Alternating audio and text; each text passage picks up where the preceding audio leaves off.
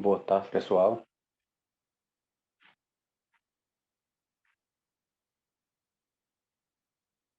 Estão me ouvindo, não?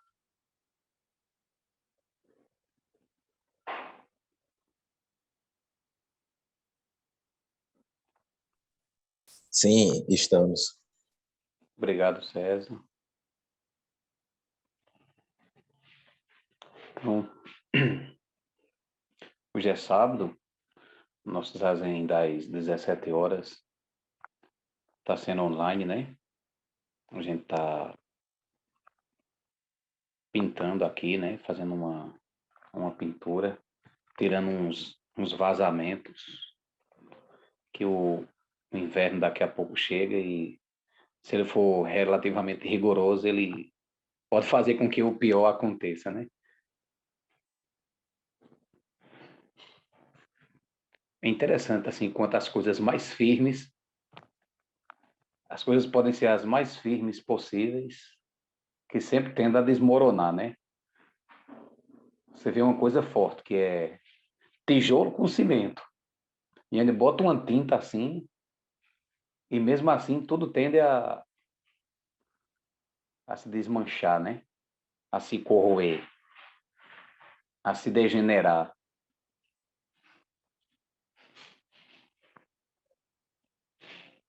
E se a gente não cuida, se a gente não cuida, vira uma tragédia, né? Aliás, tudo que a gente não cuida vira uma tragédia. Eu acho que a gente pode dizer o mesmo das nossas vidas, né?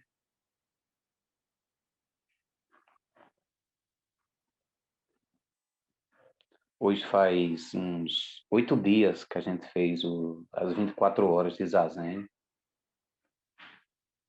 Algumas pessoas participaram, né? Foi tudo online.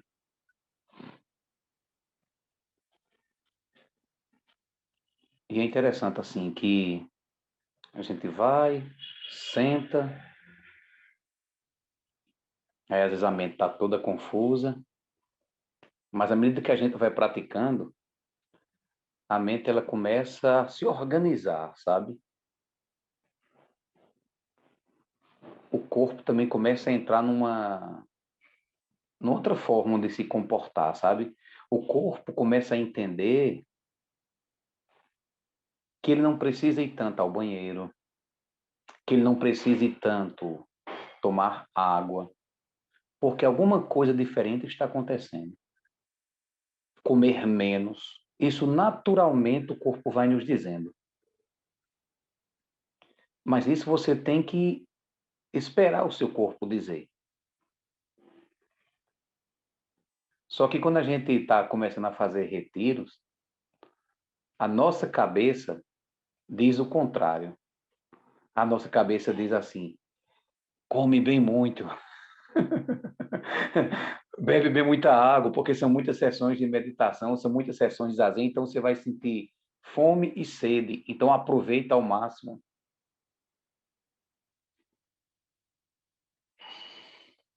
Não. O corpo sabe exatamente a medida certa da comida que ele precisa, da quantidade de água que ele precisa. Só que muitas tentações não são mostradas no dia a dia, então eu preciso comer pelo menos a metade daquilo que é colocado nas propagandas, né? Menos da metade já não é felicidade. E é interessante que a gente vai praticando e a mente ela vai se organizando, a gente vai deixando as coisas de lado.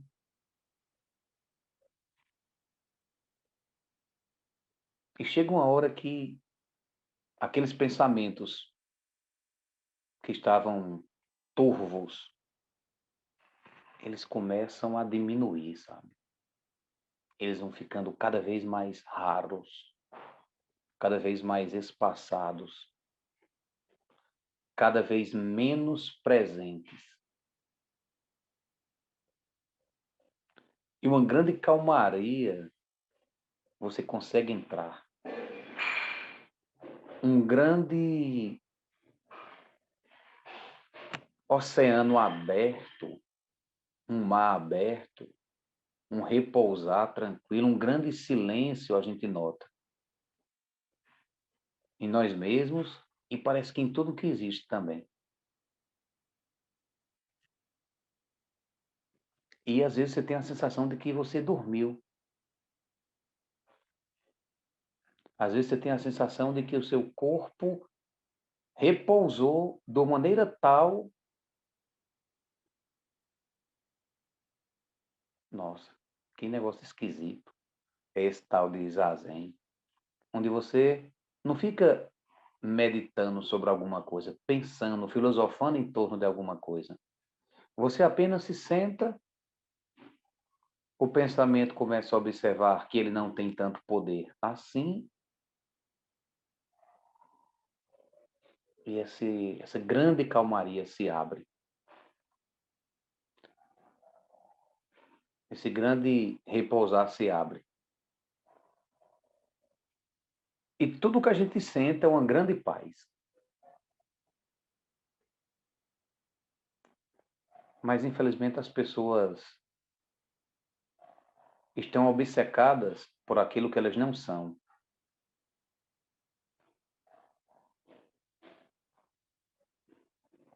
E por estarem obcecadas por aquilo que elas não são, elas não têm tempo de praticar o que elas verdadeiramente são.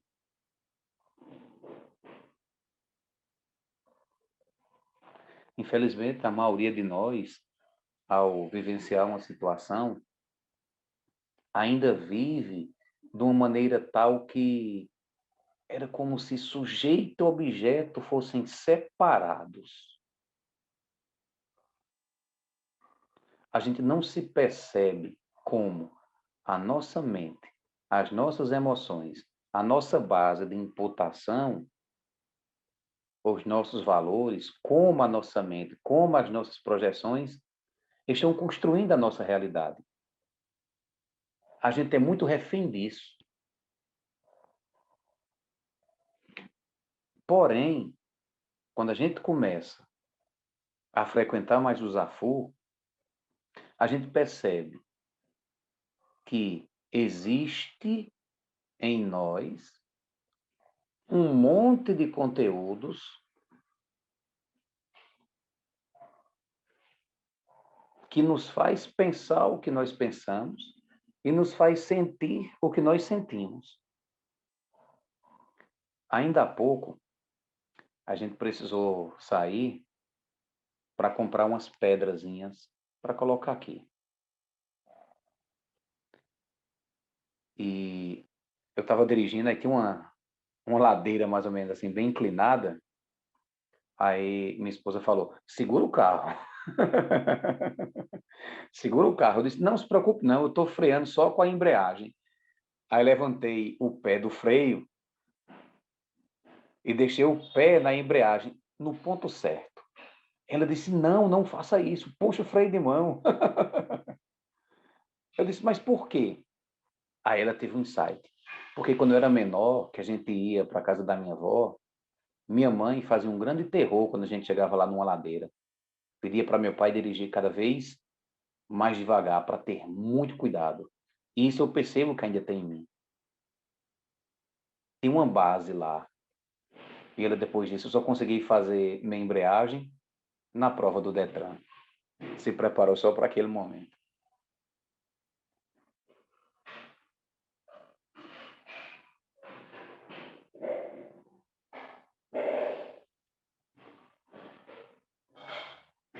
Então, existe uma base, um monte de conteúdo que nós temos. Esses conteúdos estão lá, guardados, todos tumultuados. Dependendo da situação que a gente vai vivenciar, eles vêm à tona de maneira mais ou menos lúcida, perceptível. Mas quando a gente se senta e pratica, a gente começa a observar que esses pensamentos eles vão se manifestando e que eu preciso ter consciência disso. E quando você sai desse estado, algumas pessoas dizem: o que houve? O que tu tens? Não houve nada. Não tenho nada. Porque é tão simples, é tão significativo, que é aquilo que uma vez eu falei aqui. Eu estou feliz e satisfeito com nada. Mas todas as vezes que eu me posiciono no mundo, deixo esses pensamentos, essas emoções soltas, eu passo a ser refém de desejos, de pensamentos, e o mundo todo se move. Mas quando a gente está quietinho, calminho, e encontra esse grande estado, está tudo parado, mesmo estando em movimento. Mas como nós estamos obcecados pelo que nós não somos, nós queremos isso, nós queremos aquilo, nós aspiramos aquilo outro, e nós conseguimos, muitas vezes, tudo o que nós desejamos. E depois nós substituímos as coisas que nós conseguimos com outros prazeres ou com outros objetos. E isso não tem fim. Isso não tem fim.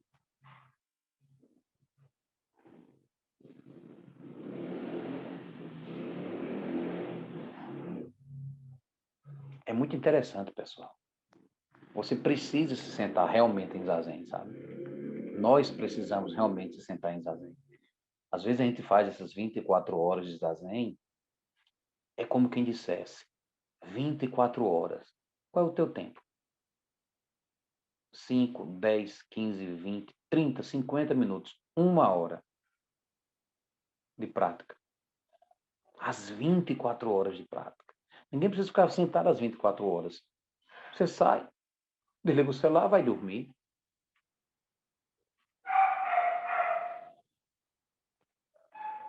As pessoas querem, às vezes,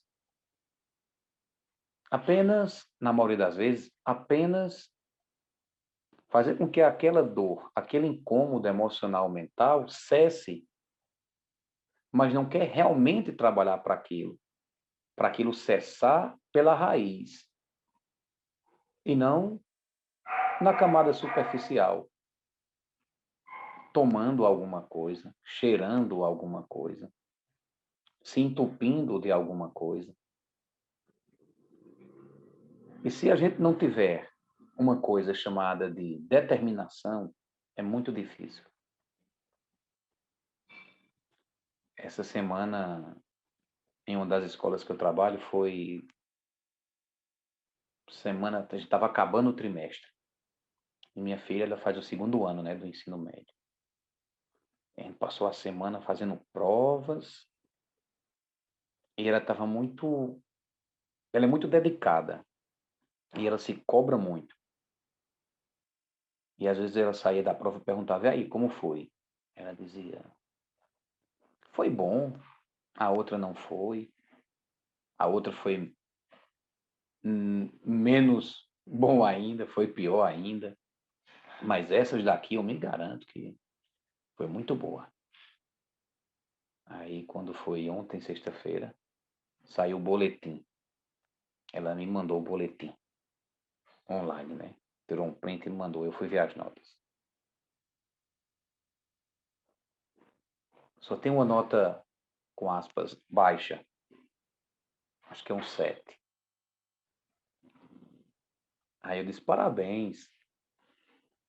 Mesmo que o boletim fosse recheado de zero, você estava de parabéns pelo esforço que você empenhou. O esforço, a dedicação, a sabedoria que a gente empenha nas coisas que a gente quer fazer é de extrema importância. A maioria de nós confunde esforço com fazer de tudo. Esforço tem a ver com entender e agir na hora certa. Eu me lembro que eu disse isso, eu disse, nossa, que coisa forte. Você falar para alguém, mesmo que fosse zero, você estava de parabéns pelo esforço que você fez. Porque a gente deseja sempre o quê? Resultado. E a vida é muito mais do que resultado. Justamente porque nós procuramos resultados, é que muitas vezes a gente adoece. Por quê? Porque nós queremos resultados. Eu me lembro que uma vez surgiu naturalmente essa resposta. Uma vez, em uma das escolas que eu trabalhei, a coordenadora chegou e a gente estava perto de fazer uma amostra pedagógica. Aí a coordenadora chegou, professor, e o seu projeto? Você tem projeto? Eu digo, tenho. Meu projeto é o projeto de vida. Meu projeto é um projeto de vida. Ele olhou assim, com a cara meio atravessada.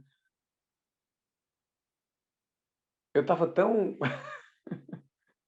Ela não gostou da resposta, né? Depois eu conversei com ela.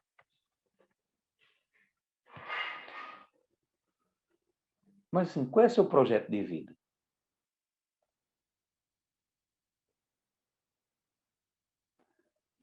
Esse teu projeto de vida é um projeto só profissional?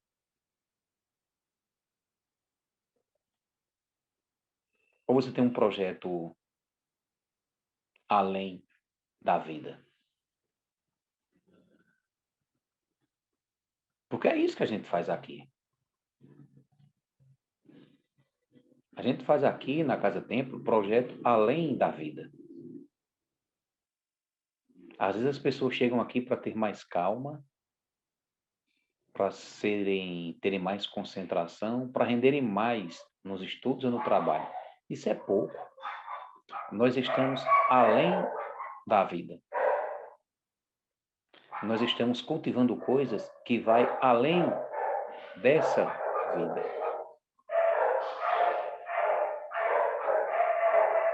Cultivar coisas só para essa vida, lógico que é importante, mas tem coisas além.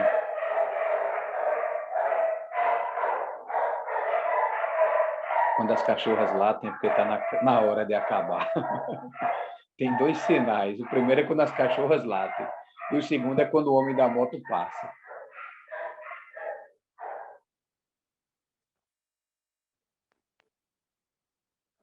É interessante essa questão do projeto. Qual é o seu projeto de vida? Seu projeto de vida é só trabalhar para matar fome e sede? Ou tem uma aspiração além do tempo? Lógico que é muito importante matar fome e sede. É extremamente importante. Porque se a gente não supra as necessidades do corpo, fica muito difícil aspirar por algo além disso. Por isso que a gente precisa também ser grato com a vida, com as coisas que nós temos. Mas a gente não pode vender a alma ao diabo. Eu me lembro muito dessa frase que um pastor uma vez falou. Eu estava numa dessas coisas, quando acaba o ano, as escolas fazem, né? Tem um nome, uma missa, essas coisas aí. Esses momentos ecumênicos. Aí o pastor falou isso tão forte. Não venda a sua alma ao diabo. E o diabo não precisa ser necessariamente aquele bichão feio. Pode ser o nosso estilo de vida, que nos maltrata e a gente o alimenta, que nos mata e a gente o alimenta, para conquistar uma coisa que acaba rápido. Ontem também na escola, um professor colega meu, ele disse: finalmente eu descobri onde é sua casa. Eu digo, como assim? Se quisesse ir lá, era só ter pedido o endereço que eu tinha lhe passado. Ele disse, não, que eu fui levar a minha filha num salão lá perto e a gente passou e tinha na varanda um grande Buda. Eu disse, possivelmente é lá mesmo, né? É interessante como essas coisas vão se repetindo. Teve uma vez que a gente convidou uma pessoa para dar uma palestra aqui. Eu disse o nome da rua e a pessoa desceu a rua todinha, não conseguiu achar. É quando vinha subindo a rua, viu a grande mandala. Aí disse, eu já sei, é ali. Aí chegou. É interessante como vai se formando uma egrégora, como vai se formando uma energia em torno do lugar. E isso acontece muito quando nós praticamos. Quanto mais pessoas têm, mais essa energia, mais essa egrégora é formada a partir da prática. E isso não é uma coisa só que o monge faz. Quem faz isso é a sanga, quem faz isso é a comunidade. E esse professor, quando disse que tinha achado minha casa, ele disse, é lá que vai ser a construção do templo? Eu digo, sim. Ele perguntou, já tem nome? Eu digo, rapaz, ainda não. Mas você pensa em qual? Eu digo, eu penso em alguns, né? Aí depois eu fiquei pensando. Eu digo, ô Fábio, eu acho que eu vou botar Igreja Mundial do Buda. Igreja Mundial do Buda. Buda, a salvação dos últimos dias. Essas coisas que as pessoas colocam e dá sucesso, né? Mas você tem que colocar pelo menos uma placa lá. Eu digo, eu não sou um grande empreendedor, nem placa tem, rapaz.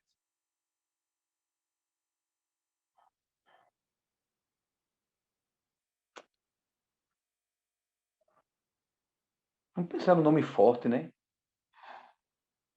O Buda dos últimos dias. Ou, não sei, vamos pensar alguma coisa assim, né? Impactante, que as pessoas possam. Nossa, que besteira é isso, né? Porque nós não queremos chamar pessoas. O objetivo não é chamar mais pessoas para praticar. O objetivo é que as pessoas que se sintam à vontade de coração pratiquem. Realizem o caminho por si mesmo. Porque quando realiza o caminho por si mesmo, na verdade está realizando o caminho por todos. Porque quando um se ilumina, os outros também se iluminam. O Buda disse isso.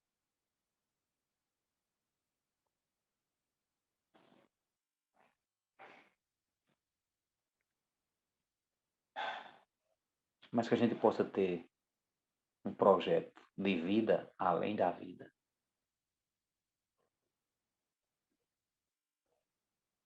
Então, vamos encerrar. Que os méritos de nossa prática se estendam a todos os seres, que possamos nos tornar o caminho iluminado. Uma boa noite a todos, obrigado pela presença. Um bom final de semana. Vamos viver o que tem para viver.